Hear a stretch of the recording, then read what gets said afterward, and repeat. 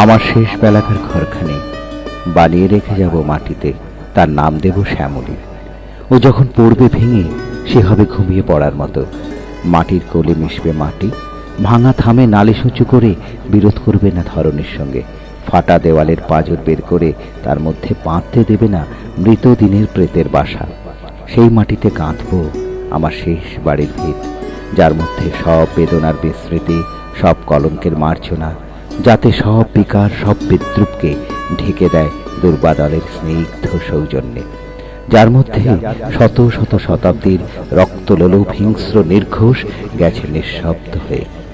সেই মাটির ছাদের নিচে বসবো আমি রোজ সকালে। শৈশবে যা ভরেছিল আমার কাঠ বাঁধা চাদরের কোণা এক এক মুঠো চাপা আর বেল ফুলে। মাঘের শেষে যার আমের বোল দক্ষিণের হাওয়ায় অলক্ষ্যে দূরের দিকে ছড়িয়েছিল ব্যথিত যৌবনের আমন্ত্রণ। আমি ভালোবেসেছি বাংলাদেশের মেয়েকে, যে দেখায় সে আমার চোখ ফুলিয়েছে, তাতে আছে যেন এই মাটির শ্যামরঞ্জন, ওর কচি ধানের চিকন আভা।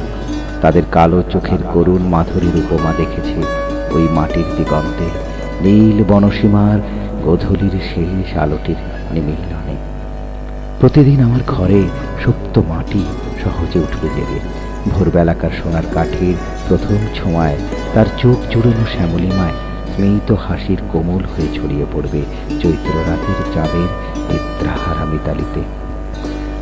চিরদিন মাটি আমাকে ডেকেছে পদ্মার ভাঙন লাগা খাড়া পাড়ির ঝাউবনে, গাংশালিকের হাজার খোপের বাসায়, সর্ষে তিসের দৈরামা খেতে, গ্রামের সরু বাঁকা পথের ধারে, পুকুরের পাড়ের ওপারে।